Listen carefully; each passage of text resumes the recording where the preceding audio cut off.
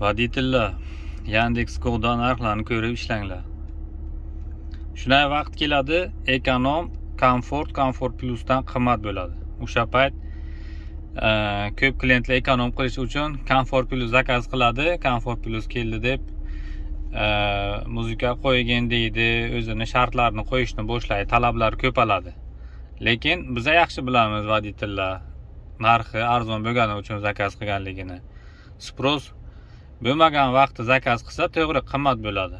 Lekin spros ko'p bo'lgan vaqt spros ekonomga ko'p ta'sir qiladi. Ekonom tarifni narxlari oshadi, qolgan tariflarga yaqinlashadi. Ana o'shaning evaziga ko'pchilik ekonom qilish uchun yaqinroq masofaga komfort plus yoki komfort zakaz qiladi. Keyin shartlarini boshlaydi, muzika qo'y deydi, boshqa deydi. Chunki u komfort tarifga ketyapti-ku.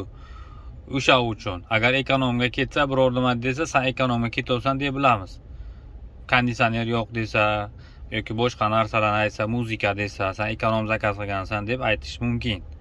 Lekin komfort plus zakaz qilsa bo'lmaydi.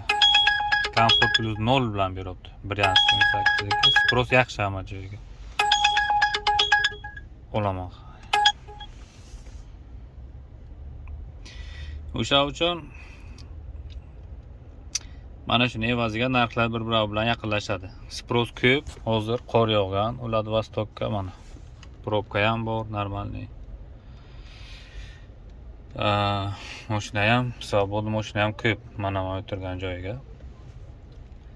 Komfort plus yaxshi, ekonomga nisbatan ozgina qimmat, sal bo'lsa ham baribir yaxshi. O'sha uchun kimni faqat ekonom mashinasi bo'lsa, ekonom tarifga ishlasa, narxlar juda ham farq qilmaydi, ko'p katta farq qilmaydi. Ozgina farq qiladi. Spros ertalab, kechki vaqt, spros ko'p bo'lgan vaqtlari, chaspik vaqtlari yaqinlashib qoladi narxlar, juda ham yaqin bo'ladi bir-biriga. Hammasi bir xil bo'lib qoladi desa ham bo'ladi.